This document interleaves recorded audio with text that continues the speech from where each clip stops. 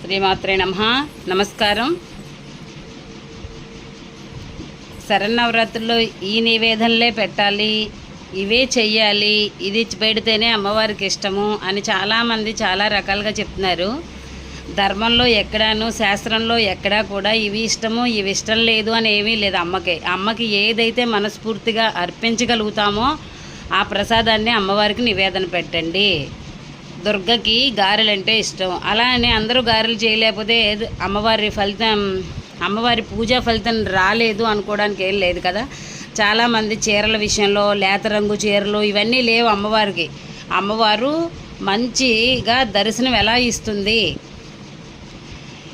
ఈ రంగులు ఇప్పుడు వచ్చినాయి.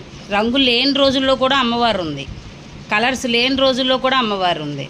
అప్పుడు ఈ కలర్స్ వేయలేదే. కాబట్టి దయచేసి అందరూ ప్రసాదాలన్నీ కూడా ఎవరికి